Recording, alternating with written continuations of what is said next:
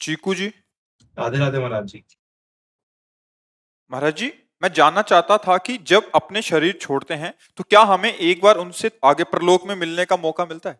महाराज जी, इनका शायद प्रश्न ये कहना चाह रहे हैं इसमें, अभी जो हम समझ पा रहे हैं कि कोई अपना, जैसे इनके पिताजी या कोई भी शरीर छोड़ दिया और ये भी जब छोड़ के गए तो क्या उनसे मिल नहीं नहीं पाएंगे? नहीं, ये केवल यहीं का नाटक है, ड्रामा। यहाँ का ड्रामा मंच में है, मंच के पीछे कुछ नहीं है। न वो राजा है, न रानी है, न माता है, न पिता है। वो भगवान का चिदानंदमय अंश कर्मानुसार तत्काल दूसरी योनि में गया और उसमें तन्मय हो गया। जैसे आप हो, पीछे आपके कौन थे, पूर्व जन्म में क्या क्या था। अब योग वाशिष्ठ में पढ़ के देखना, सरस्वती जी, हाँ, चूड़ाला को अपने कई जन्मों के घरों में ले जाती हैं, दिखाती हैं, तुझे याद है, देखिए तेरा परिवार, देखिए तेरा वंश। बोले कोई स्मृति नहीं। बोले हाँ, एक स्वप्न है। अब ज्ञान मार्ग में उमा कहूं मैं अनुभव अपना, सत हरि भजन जगत अब मोहाविष्ट बुद्धि परमार्थ के शब्दों को कैसे समझ पाएगी?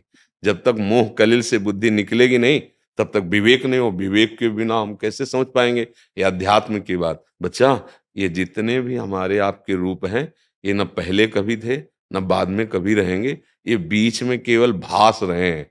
भास रहे हैं मतलब प्रतिक्षण नष्ट हो रहे हैं, इनकी कोई सत्ता नहीं। देखो, एक बार हम बालक थे, फिर किशोर हुए, फिर पता नहीं कब जवान हो गए, और वो धीरे धीरे बुढ़ापा की तरफ जा रहे हैं, फिर मृत्यु की तरफ चले जाएंगे। मतलब इसकी सत्ता नहीं है। ये परिवर्तनशील विनाशशील शरीर है। ना ये पहले कभी आकृति थी और ना ये बाद में कभी मिलेगी। ये बीच में केवल भास रही है।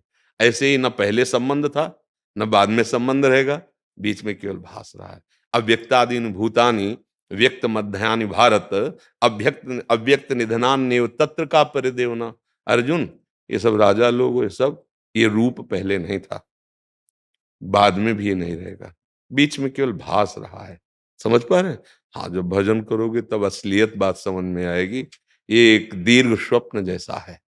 वही परमात्मा माता पिता भाई बंधु सबके हृदय में बैठा हुआ है।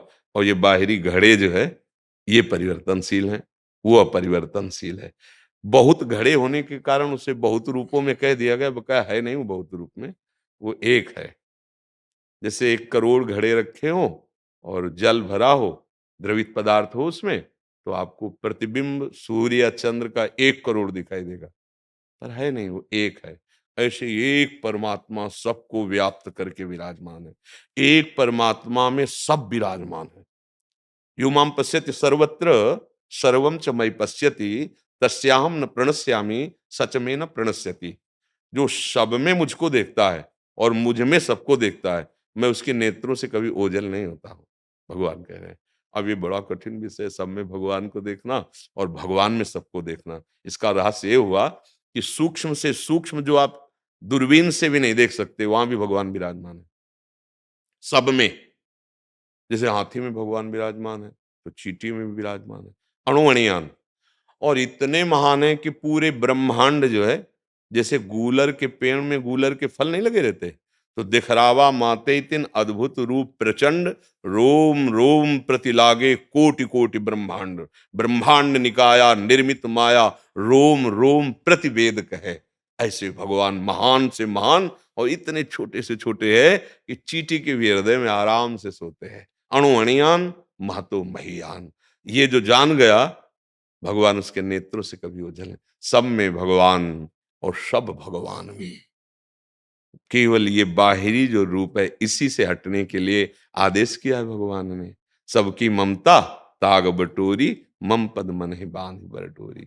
अपने शरीर से, शरीर संबंधियों से ममता नहीं, प्रेम करो। प्रेम भगवान भाव से होता है। जैसे यहाँ का नहीं जाता, हम प्यार करते हैं, ये शरीर का राग है, जिसे काम कहते हैं, मोह कहते हैं, राग कहते हैं, आसक्ति कहते हैं। माया की मलिनता के कारण हम प्रेम का आरोप कर देते हैं। प्रेम में केवल सामने वाले को सुख देना होता है।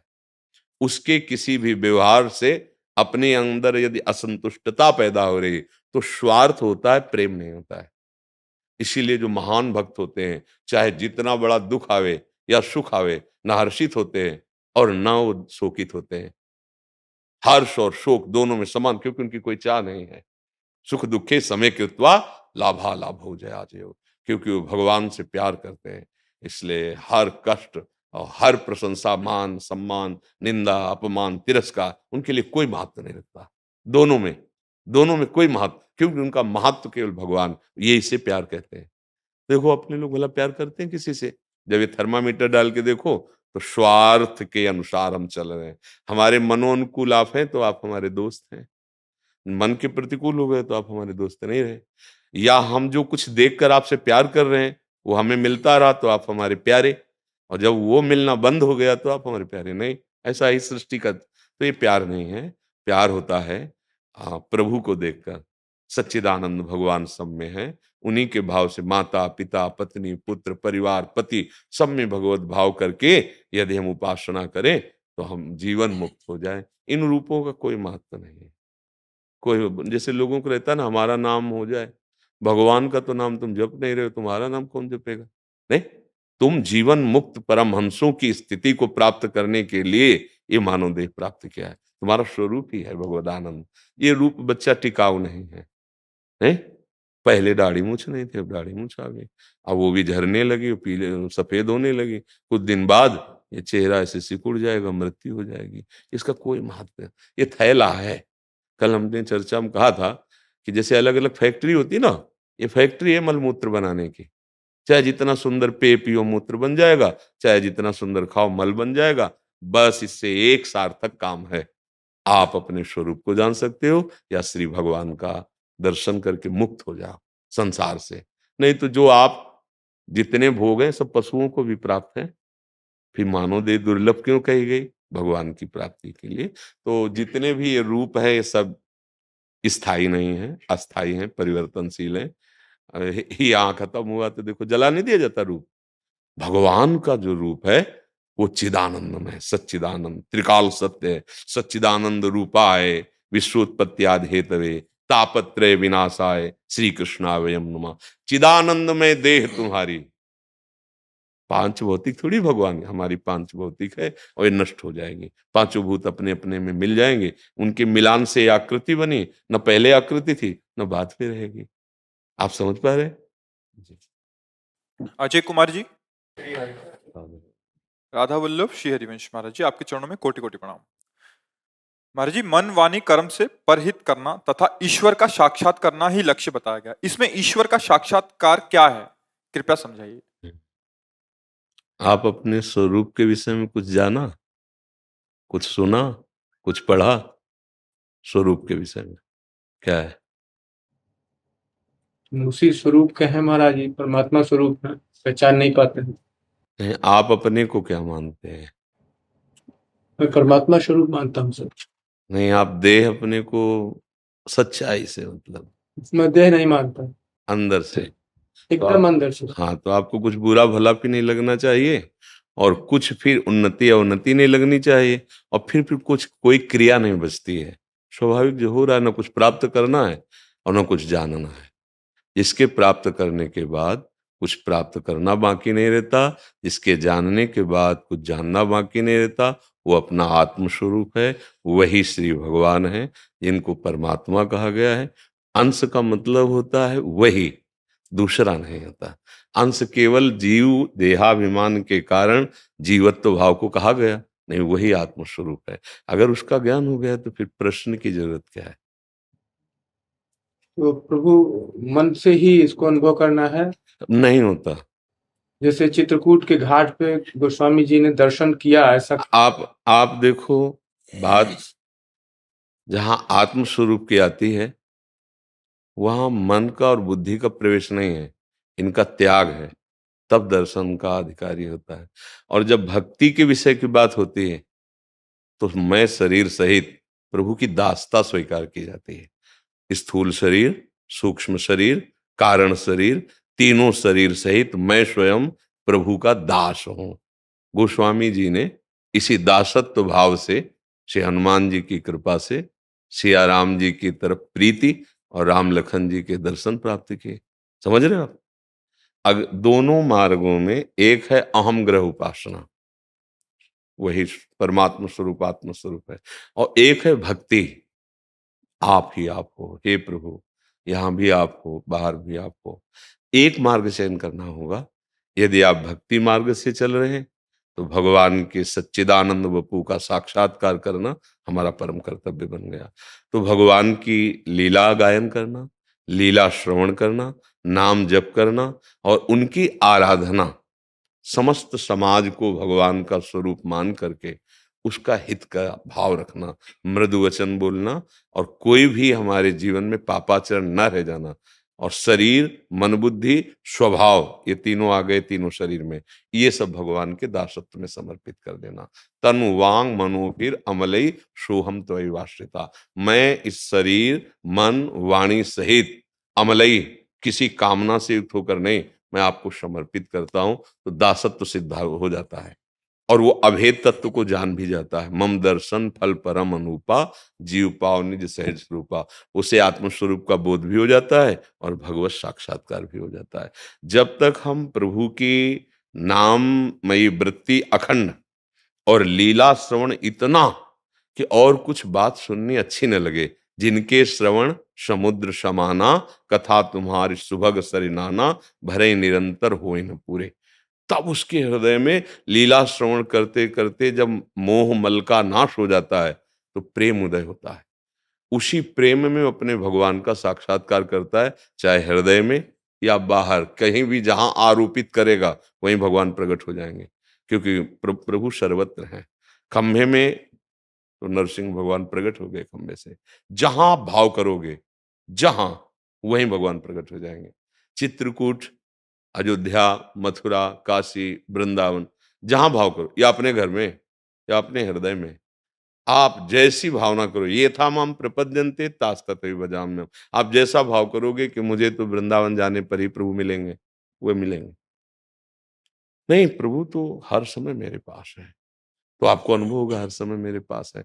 पर मार्ग जो भक्ति का है, फिर उसमें दासत्व प्रधान होता है। शांत होते हुए, पहला है शांत रस, मतलब किसी भी द्वंद्व का आपके ऊपर प्रभाव ना पड़े, इसके लिए भक्ति पुत्र ज्ञान की आवश्यकता है। कोई भी हमको आसक्ति परेशान न करे, इसलिए भक्ति पुत्र वैराग्य की आवश्यकता है। फिर जब ज्ञान और वैराग्य से असत का त्याग और सत का निरंतर चिंतन, तो अनुराग प्रकट हो जाता है। उसी को महान प्रेम लक्षणा भक्ति कहते हैं। फिर दर्शन की ऐसी प्रबल इच्छा होती है कि जैसे मछली को जल से अलग कर दो तो जी नहीं सकती, ऐसे वो प्रभु के नाम रूप लीला गुण में इतना डूबा हुआ, बस वो आर्त भाव से पुकारता रहता है, दर्श बिन दुखन लागे नैन, जब से तुम बिछड़े पी प्यारे, कबहु न पायो चैन। हे नाथ, अब आप मिलो, अब मुझे रहा नहीं जा रहा। व्याकुलता, ये है भक्ति का। और ज्ञान का अपने स्वरूप के लिए इतनी व्याकुलता उत्पन्न हो जाना कि स्थूल सूक्ष्म कारण तीनों देहों का त्याग कर देना अंदर से। अब वो अपने आप से अपने आप को जानता है, मन बुद्धि से नहीं। मन बुद्धि का वो प्रकाशक है, वहां इनकी पहुंच ही नहीं है। अब जैसे भक्ति में, तो भक्ति में भी राम तर्क बुद्धि मन बानी, फिर हमारा मन बुद्धि कैसे लग, भगवान आ जाते हैं हमारे मन बुद्धि में, वो कृपा करके मन बुद्धि में प्रकाशित हो जाते हैं। हमारे मन बुद्धि की ताकत नहीं कि जो प्रकृति का संचालन करने वाला, जो मन बुद्धि को पावर देने वाला है, ये वहां तक पहुंच सके, वो कृपा कर आ जाते हैं। मन में बैठ जाते हैं, बुद्धि में बैठ जाते हैं, दिल की धड़कन में बैठ जाते हैं। फिर भजन करना नहीं पड़ता, स्वाभाविक भजन होता है। आप समझ पा रहे हैं? कोई इसमें संशय? जी। निखिल राय जी झांसी से। राधे राधे महाराज जी, आपके चरणों में मेरा प्रणाम। महाराज जी, ये प्रश्न मेरा भी है, अन्य हजारों लाखों लोगों का है। गुरुदेव, आपकी वाणी, आपके शब्दों का प्रभाव बहुत प्रभावशाली क्यों है? ऐसा प्रश्न इसलिए भी है क्योंकि अब से पहले नवयुवकों को किसी भी संत के पीछे रात को जागते भागते नहीं देखा गया। इसमें साउंड की कोई बात नहीं है, चिप की बात है। चिप को जान लो तो जान जाओगे, साउंड को जानोगे तो नहीं जान पाओगे। ये साउंड सर्विस चालू है। ना पढ़े लिखे हैं, ना कभी हम किसी के पास बैठकर सत्संग कि हम उसको मूकम करोति वाचालम पंगुम लंघयते गिरिम यत्कृपा तमहम वंदे परमानंद माधव। वो पैरों के नीचे पड़े तिलके को वायु का सहारा मिल गया तो मुकुट के ऊपर जाके लग गया। बस ऐसा समझ लो कि भगवान की कृपा अनुग्रह वायु ने, ये सब हमारे मुंह खोई वाचाल, पंगु चढ़े गिरिवर गहन, जासु कृपा सु दयाल, द्रोह सकल कलिमल हरन। कहाँ तिनका और कहाँ आकाश की ऊंचाई, ये मेरे बस की नहीं। सवै अंग गुणहीन हो, ताको यतन न कोय, एक किशोरी कृपा ते जो कछ होय।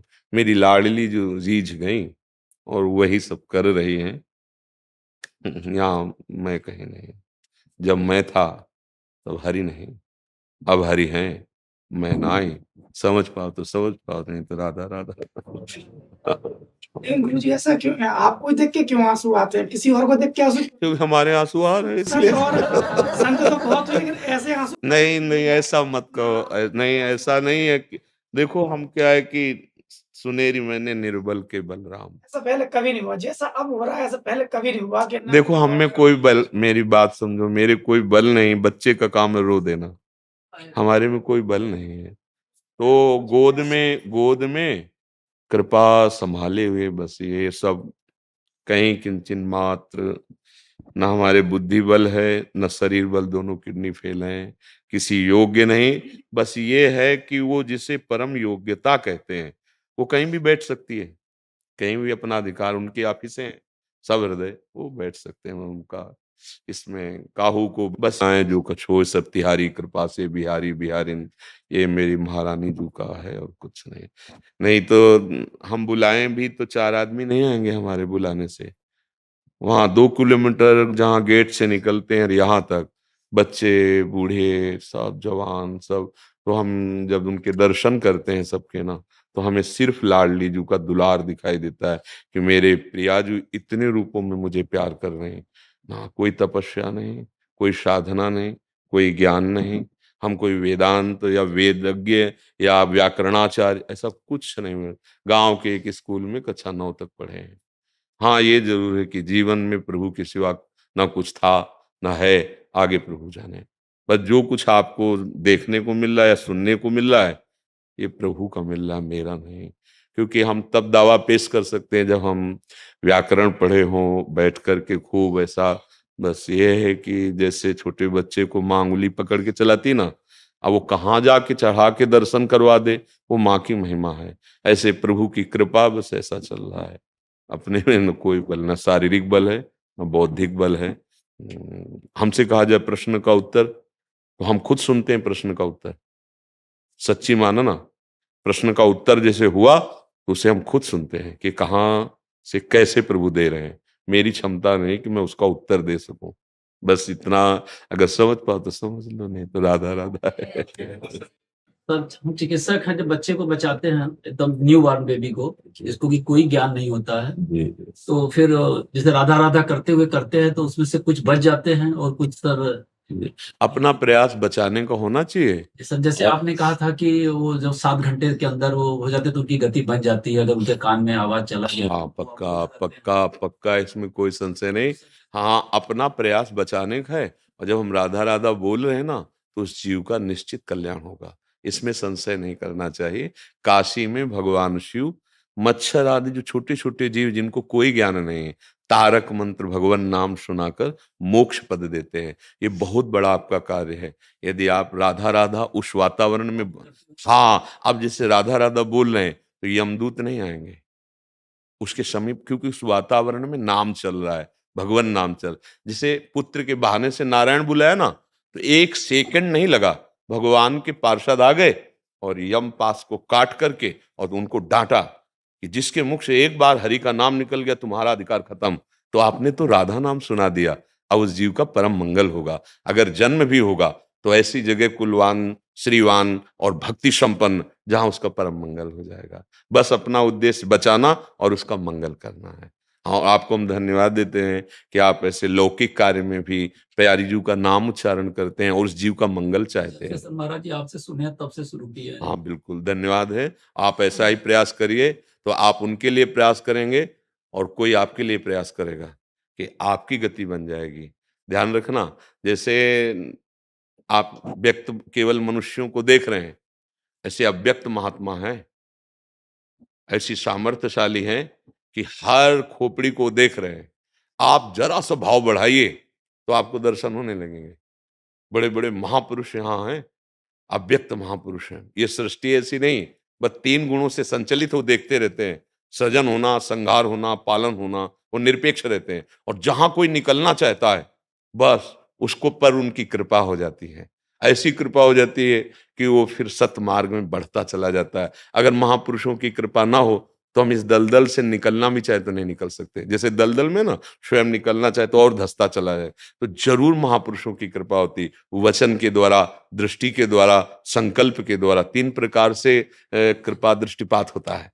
जो शक्तिपात जिसे कहते हैं ना, हाँ, वचन के द्वारा होता है और दृष्टि के द्वारा होता है और संकल्प के द्वारा। हृदय प्रसन्न हो गया सुन के, मान लो किसी का, बस आशीर्वाद मांगने की जरूरत नहीं होती, वो अपने आप, जैसे मैया अपने बच्चे को दूध पिलाती हो, दूध पी लेना तो मैया को प्रसन्नता होती। स्वस्थ होगा बच्चा, पौष्टिक पदार्थ पाना उसका, लेकिन मां को सुख मिल रहा है। ऐसे संत होते हैं, आपका कल्याण हो गया, आप दुख रहित हो गए, आपसे निष्पाप प्रवृत्ति जितनी है वो जागृत हो गई, पाप नष्ट हो गए, संतों को सुख होता है। इस जीव का काम बन गया, ये अपने स्वरूप में आ गया, ये भगवान को प्राप्त हो गया। वहां तर्क वितर्क, लड़ाई झगड़ा, ये सब बौद्धिक स्तर होता है। भगवान की प्राप्ति के लिए सरसता, मृदुता, दैन्यता, ये भाव होते हैं। आप चलो, भगवान की बड़ी कृपा है आपको। सुनील हीरालाल जी महाराष्ट्र से। राधा वल्लभ से हरिवंश। राधा वल्लभ श्री हरिवंश महाराज जी। महाराज जी, वासना और जन्म का संबंध क्या है? इसको हमें समाधान कीजिए महाराज जी। इनका क्या है, जन्म का कारण क्या है, वासना और जन्म का संबंध क्या है? देखो, जब तक हम वेद को नहीं वेद माने होता है जानना, भगवान का जो स्वरूप है वो वेद वर्णन करते हैं। हम सब स्वरूप से भगवत स्वरूप हैं। जब से सृष्टि प्रकट हुई वो अनिर्वचनीय है, कोई तिथि तारीख कहीं नहीं लिखा हुआ है शास्त्रों में, ये संवत ये, तारीख ये, महीना ये, ऐसा कुछ नहीं लिखा हुआ है। अनिर्वचनीय मतलब वाणी के द्वारा। जैसे अभी अभी देखो सृष्टि का चमत्कार, बाल्यावस्था से जवानी, जवानी से बुढ़ापा, तारीख नोट की, समय नोट हुआ। ऐसे पूरी सृष्टि का कब से हुई इसका कोई पता नहीं। जब सृष्टि के सृजन का विषय आता है तो एक ज्ञान और एक प्रकट भौतिक, 2 रूप उसके वर्णन पाए जाते हैं। ब्रह्म मूल प्रकृति, त्रिगुणात्मिका प्रकृति, महत्त्व, अहंकार, फिर सारी त्रिगुणात्मिका अहंकार की वृत्ति से सतोगुण, रजोगुण, तमोगुण, पूरी सृष्टि, उसी में मनुष्य भी। अब इन तीनों गुणों के प्रभाव से प्रभावित होकर के वो वासना और उपासना में, जैसे सनक सनंदन सनातन सनत कुमार जी प्रकट हुए, तो प्रकट होते ही निर्वासनिक स्थिति में ब्रह्मा जी ने उनसे कहा कि सृष्टि रचो, उनका असंभव, कोई वासना ही नहीं स्फुरित हो गई। हरिशरणम हरिशरणम हरीश। अब भी 5 वर्ष की अवस्था के दिगंबर रहते हैं, हरिशरणम। जो रजोगुणी सृष्टि हुई, जैसे मनु जी, शत्रुपा जी, फिर विस्तार, अब इसमें शरीर भाव तुरंत प्रकट हो गया।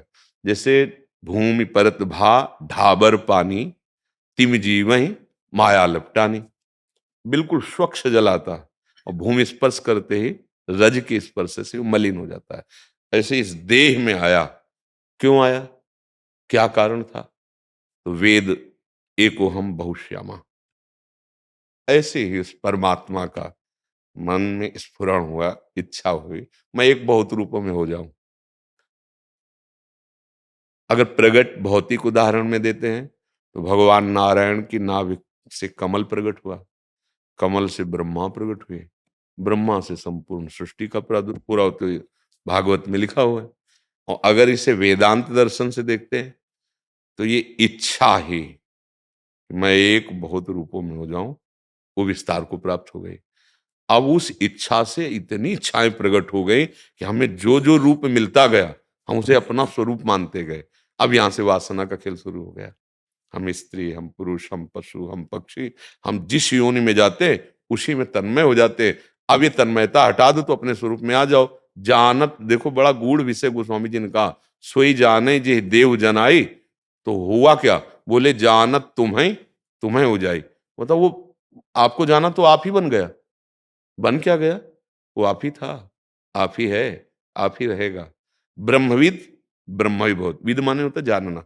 जो ब्रह्म को जान गया वो ब्रह्म स्वरूप हो गया। अर्थात हम जान नहीं पा रहे पर हैं वही। अब हम जान क्या पा रहे हैं अपने को? पुरुष देह भाव में। अब जो मन अंदर है, सूक्ष्म शरीर, वो उसकी मांग मेरी मांग, जो मेरा स्वभाव 3 गुणों से बना है वो मेरा स्वभाव, जबकि ये तीनों मेरे नहीं। अब यहाँ वासना उत्पन्न, दुर्वासना मम सदा परिकर्षयन्ति। अब 5 ज्ञानेंद्रिया, 5 कर्मेंद्रिया और मन और बुद्धि, चित्त और अहंकार और त्रिगुण माया रचित स्वभाव, इसके जाल में फंस गए हम। यद्यपि हम अब भी नहीं फंसे पर फंस गए। जैसे गोस्वामी जी ने उदाहरण दिया कि रस्सी में एक पोला, जैसे पंखा घुमाया जाता है ना, जैसे पोला फांस दिया और उसमें चारा लगा दिया, तोता आके बैठा, बंदे कीर मरकट की नहीं, वो जे भी बैठा तो वो स्वाभाविक कैसे घूम गया। अब वो पकड़े कि अगर मैं छोड़ दूंगा तो मर जाऊंगा, अगर वो छोड़ दे तो मुक्त हो जाए। नहीं तो कीर और मरकट, जैसे एक सुराही रखी और उसमें छुहारे भर दिए, अब चने भर दिए, अब बंदर उसमें हाथ डाला, अब वो खींच रहा, उसको लगा पकड़ बंद गया। अब छुहारे छोड़ने का ज्ञान उसको है नहीं, क्योंकि लोभ है अंदर से। अगर वो छोड़ दे हाथ ऐसे ले, तो जैसे गया था वैसे वो मुक्त हो जाए, पर वो छोड़ नहीं पाता। तो 5 ज्ञानेंद्री और शब्द स्पर्श रूप रस गंध रूपी माया ने ये भोग रूपी छुहारे छोड़ दिए और हमने ऐसे पकड़ लिया। अब वो छूट ही नहीं रहा। हमें लगता है हमें माया ने बांध लिया। बांध कैसे बंधे? बोले बंधे हो कीर मरकट की नाई। आप स्वयं अपनी वासना से बंध गए। अपनी वासना कब प्रकट हुई? जब आपने अपने को देह माना। अभी आप अपने को स्वरूप मानो, निर्वासनिक हो जाओगे। उसके लिए साधन बताया गया है, जितने ज्ञान मार्ग का, योग मार्ग का, भक्ति मार्ग का साधन बताया गया है। और जब तक निर्वासनिक नहीं होगे तब तक ये जबरदस्ती आपको वासना के कारण पुनरपि जननम पुनरपि मरणम पुनरपि जननी जठरे सैनम। तो एक उपाय बहुत सरल है, अपने आप को भगवान के हवाले कर दो। मानी संख्या से, वेद ने मानी संख्या श्री भगवान, मैं उनका दास। सवाल हल करना है हमको। सवाल हल, हम जब इस स्कूल में पढ़ते थे तो मानी संख्या बता के सवाल हल हो जाता था। मानी संख्या मेरे आराध्य देव भगवान राम कृष्ण हरि जो भी, इसके बाद उनका नाम जप करना और जितने कर्म हैं उनको समर्पित करना। अब इसका प्रभाव होगा कि आपकी वासनाएं पलटने लगेंगी उपासना में, और उपासना आपकी वासनाओं को भस्म कर देगी। तब आपके अंदर जो ज्ञान प्रकट होगा उसी में आप देख पाएंगे कि आप बंधे थे ही नहीं, कोई आपको बांध ही नहीं सकता। तो आप जीते जी मुक्त हो गए। जैसे कहते जो जल में कमल का फूल रहे, निर्वासनिक।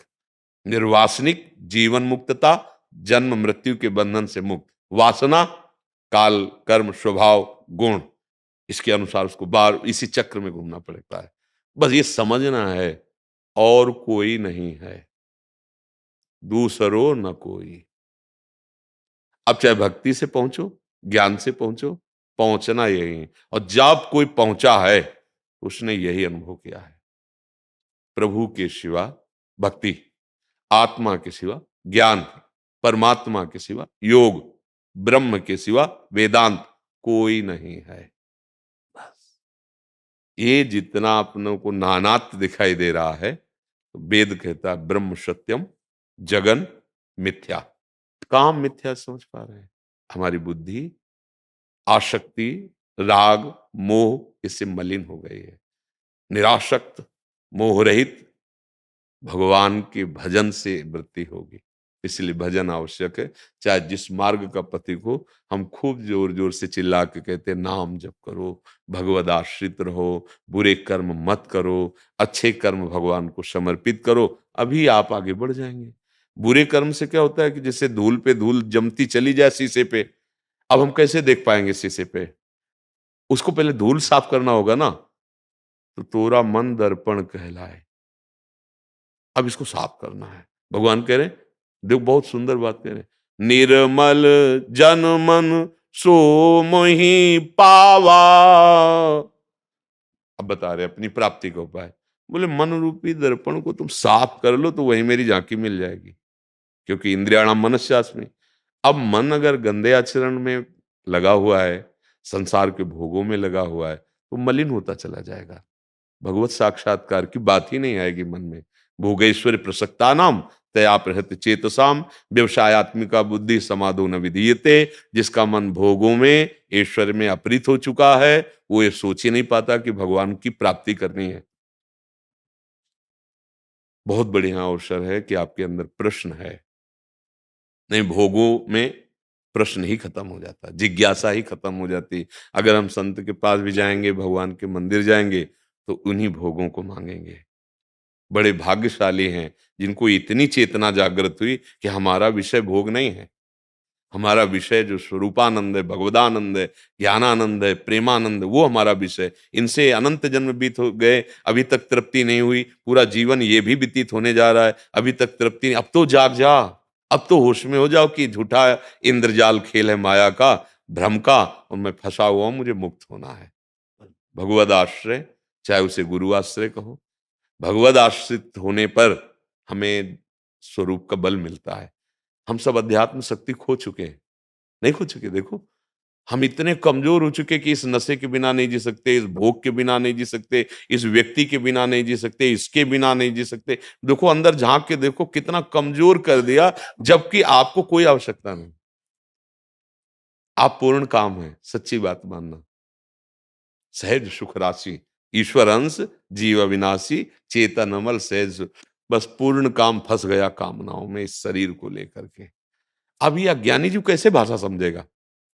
उसके लिए तो अध्यात्म बल चाहिए ना, पवित्र बुद्धि चाहिए, और वो बिना भजन के नहीं हो सकता। और भजन में मन नहीं लगता। देखो, भजन में मन लगता है? भजन करना बड़ा कठिन है। हाँ, बस भजन जो कर गया, इसीलिए गोस्वामी जी बिल्कुल स्पष्ट कह रहे हैं, बारी मथे घृत होए बरु, सिकता ते बरु तेल, और बिनु हरि भजन न भवतरी, या सिद्धांत पे। चाहे पानी मथने से घी निकल जावे, ऐसा हो नहीं सकता। बालू पेरने से तेल निकल आवे, ऐसा भी नहीं हो सकता। पर अगर ऐसा हो जाए तो हो जाए, लेकिन बिना भजन के कोई संसार से मुक्त नहीं। तो इसीलिए अपनी जिह्वा से निरंतर नाम रटता रहो। जो नाम प्रिय लगे, जैसे अपने तो वृंदावन वासी, राधा उपासी, हमारा तो जीवन सर्वस्व राधा राधा राधा। पर आपको जो प्यारा लगे, हमारे भगवान के अनंत नाम हैं। भगवद आश्रित नाम जप आचरण पवित्र, जो कर्तव्य कर्म उसे ईमानदारी से करो और भगवान को समर्पित करो। आप देखते जाओ, आप निष्पाप और पवित्र हृदय वाले होते चले जाएंगे। सारा ज्ञान अंदर ही भरा हुआ है। तिजोरी खुले तो खजाना है अंदर। भगवान जब अंदर है तो कौन सी बात अंदर नहीं है?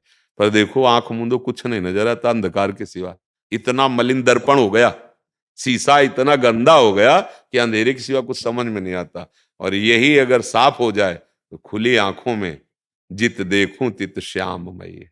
जिधर देखो मेरा प्रभु सबके हृदयों में बैठा। बस ये बात समझ में आ गई, सर्वम खलमिदम ब्रह्म, जीवन मुक्त हो गया। समझ पा रहे आप? राहुल शर्मा जी, विकास पराशर जी, आशीष कुमार शर्मा जी। महाराज जी, कोटि कोटि प्रणाम। महाराज जी, हम तिलक चैनल के माध्यम से वृंदावन के संत भगवान के राम मंदिर, जिसका उद्घाटन महाराज जी 22 जनवरी 2024 को होना है, और प्रारंभ होने के उपलक्ष्य में आपके आशीर्वचन की आकांक्षी है। महाराज जी, राम मंदिर हम तो अगले दास 1-2 हैं, महीने के बाद। स्वामी को क्या आशीष वचन दे सकते हैं? जो सर्वसमर्थ अखिल ब्रह्मांडों के स्वामी हैं, उनका घर है वो अयोध्या, और उन्हीं की प्रेरणा से ऐसा हुआ है। किसी का काहू को बसनाए, जब जो कछो सब तिहारी कृपा से। उनका इस समय ऐसा कृपा प्रसाद हुआ कि हम अपनी भावनाओं पर विजय प्राप्त कर ली और मंदिर का निर्माण प्रारंभ हो गया। नहीं, उनकी इच्छा के बिना नहीं हो सकता। ये अपने बस की बात नहीं थी। बहुत समय से पूर्व इतिहास को देख लीजिए, ये चमत्कार हो गया भगवत कृपा का कि हम सब भारतवासियों की जो हृदय की भावना थी वो साकार रूप धारण करने जा रही। हम तो दास हैं, हमारा तो जीवन ही उनके लिए, राम कहो या श्याम कहो, है तो वही ना है। आशीर्वाद तो उनका हम सब पर है। उन्हीं के आशीर्वाद से हमको ये सौभाग्य प्राप्त हुआ है। हाँ, हम सब अपनी मनोभावनाओं को शुद्ध करके अगर उनकी आज्ञा के अनुसार चलें तो वहां भी विराजमान होंगे और वो यहाँ भी विराजमान होंगे। अगर प्रविश्य नगर कीजय सब काजा, और हृदय राखी कौशलपुर। तो त्रिविध ताप नहीं व्यापेंगे। हाँ, दैहिक दैविक भौतिक तापा, और यहाँ राम राज्य काहू नहीं व्यापा। बाहर तो भगवान विराजमान होने जा ही नहीं, प्रगट में उस नवीन महल पर। हम सब उनकी आज्ञा का पालन करें, उनके दासत्व को स्वीकार करें, और यहाँ भी हृदय राखी कौशलपुर राजा। आज हम यहाँ चूक कर पा रहे हैं। हमारी बुद्धि शास्त्र आज्ञा भगवद आज्ञा के विरुद्ध मन को लेकर के विषयों में विचरण कर रही है। अगर हमारे गंदे आचरण, गंदा आहार, गंदा चिंतन नहीं रुका, तो यहाँ ठाकुर जी जो बैठे हैं वो प्रकाशित नहीं हो पाएंगे। रामलला तो पहले भी विराजमान थे, अब नवीन महल पे विराजमान होंगे, नहीं होंगे ना, वही जगह। तो यहाँ पहले भी विराजमान, सबके हृदय अछत विकारी, पर सकल जीव जगदीन दुखारी। साक्षात प्रभु विराजमान बिहारी जी राधा वल्लभ जी, पर यहाँ नहीं है प्रभु प्रकट। आचरण हमारे बिगड़ गए तो उनके सामने भी छाती जलती है और हम सुख का अनुभव नहीं कर पाते, और सामने सुख सिंधु विराजमान। हमारी जो आंतरिक प्रार्थना है, हमारी जो आंतरिक भावना है कि जन जन के मानस पर राम राज्य प्रकट हो, जन जन भगवान की दासता को स्वीकार करके अपनी वासनाओं का नियंत्रण करें। जो दुर्वासनाएं ऐसे पापाचरण में ऐसे लिप्त होती जा रही, जहां कहीं भी सुख नहीं, शांति नहीं, केवल चिंता, शोक, भय और परिणाम मृत्यु। परमानंद की बाढ़ यहां आ जाएगी यदि रघुनाथ जी को अपना स्वामी मानकर उनकी आज्ञा से चले। भगवान ने कहा वही मेरा सेवक है जो मेरा अनुशासन माने, वही मेरी प्रजा है, वही मेरा सेवक है, वही मेरा प्रिय है जो मेरा अनुशासन माने। अनुशासन है गीता जी, रामायण जी, भागवत जी और गुरुजनों संतों की वाणी। हमको बहुत आवश्यकता है यहाँ रघुनाथ जी को प्रकाशित करने की। भय प्रकट कृपाला दीन दयाला, यहाँ जरूरत है। जो प्रगट में है वो तो भगवान की कृपा से हो ही गया है, उनके बल से हो ही गया है। अब हम लोग उनकी आज्ञा का पालन करें और उनको स्वामी मानकर इस जीवन को सार्थक कर ले। जैसे गोस्वामी तुलसीदास जी कह रहे हैं, जाकी कृपा लवलेश ते मति मंद तुलसी दास हूं, पायो परम विश्राम, राम समान प्रभु नाही कहूं। पायो परम विश्राम, यहां मेरा मन शांत है। क्यों? क्योंकि प्रभु की आज्ञा के विरुद्ध आचरण बन रहे हैं। हमारा एक ही लक्ष्य है इस समय, आगे भगवान जाने, कि हमारे वचन जहां तक आपके कान में पहुंचे, आपको भगवान की कृपा से यदि सानिध्य मिल रहा है तो आचरणों को सुधार लो और नाम जप करो। तुम परम सुखी हो जाओगे, तुम परम मंगल में हो जाओगे। जब यहाँ ठाकुर जी प्रकाशित होते हैं ना, तो देखो गोस्वामी जी के सिय राम मैं सब जग जानी, करूं प्रणाम जोरी जुग पार। सब पापाचरण विध्वंस, न कोई हिंसा, न कोई राग, न दोष। कैसा कैसा भाव आया, सिय राम में, सिय राम में सब जग जानी, करूं प्रणाम जोरी जुग। पूरा जगत मंदिर बन गया, हर जड़ चैतन्य में अपने आराध्य देव दिखाई देने लगे। हमारी तो यही प्रार्थना रहेगी, यही भावना रहेगी, और वो तो आशीर्वाद हम सबको दे रहे हैं। उन्हीं के बल से हम दहाड़ रहे और आप सब कर रहे हैं। ये जो भी कुछ हो रहा ना, उन्हीं के बल से हो रहा है। बस उनके चरणों का आश्रय और नाम जप। हाँ, एक जगह से आशीर्वाद दे सकते हैं। जैसे माँ अपने पुत्र को आशीर्वाद भाव के कारण देती है, चाहे वो भगवान ही क्यों पुत्र बन के ना आए हो, देती है, अधिकार होता है ना। ऐसे दास का एक अधिकार होता है, अपने स्वामी को सुख पहुंचाना। उसी दासत्व के बल से हाँ, भगवान मंगल भवन है और मंगल भवन में विराज रहे, और जो जो भी उनकी सेवा में लगे हैं उनका सबका परम मंगल करे। मंगल ही होगा। बस हमारी आंतरिक भावना है कि थोड़ा बहुत दूर भगवान को ना समझे, थोड़ा नजदीक लावें। यहाँ भी बैठा लें और वहां भी बैठेंगे तो हम आनंद मगन हो जाएंगे। वहां बैठेंगे आनंद तो होगा ही, पर हम आज्ञा का उल्लंघन करेंगे तो हम आनंद का अनुभव नहीं कर पाएंगे। भगवान की आज्ञा जो शास्त्र आज्ञा है, तस्मात् शास्त्रम प्रमाणम ते कार्या कार्यो व्यवस्थितो, इसमें हम सुखी हो जाएंगे। यही हमारी प्रार्थना है। राधा राधा राधा राधा राधा राधा राधा राधा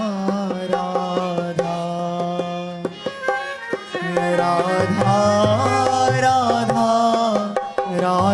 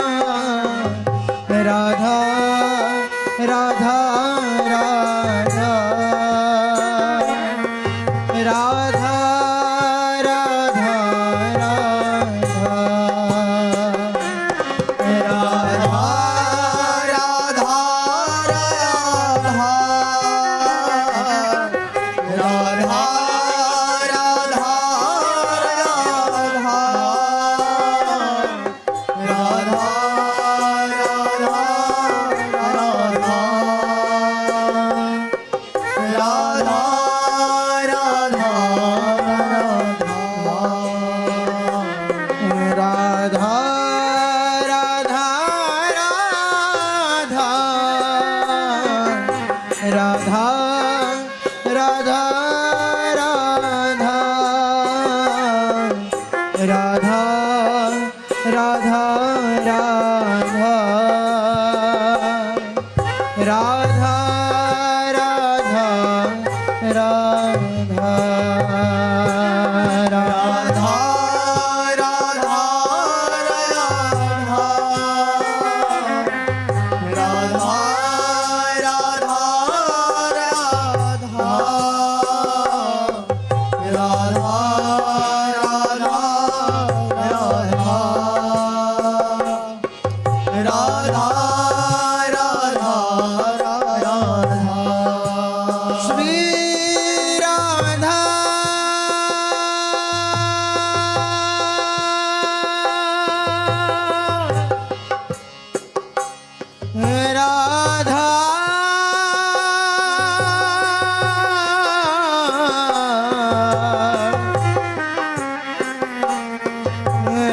राधा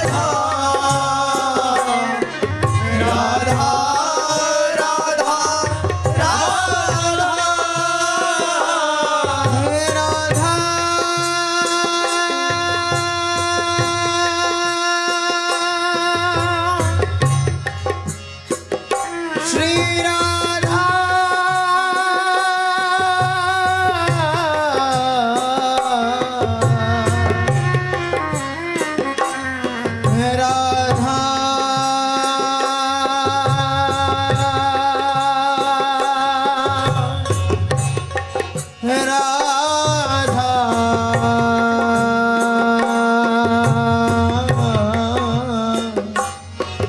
राधा राधा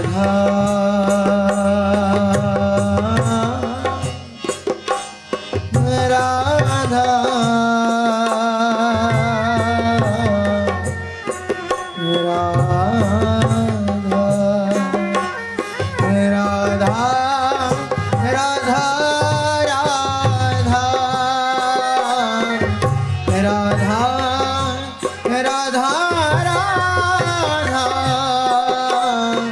राधा राधा राधा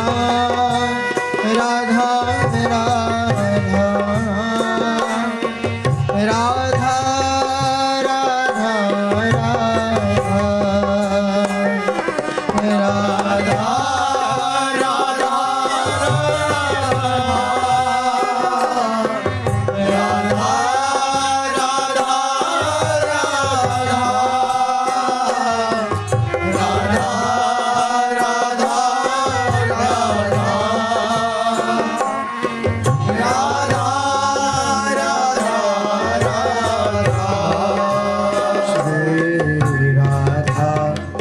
राधा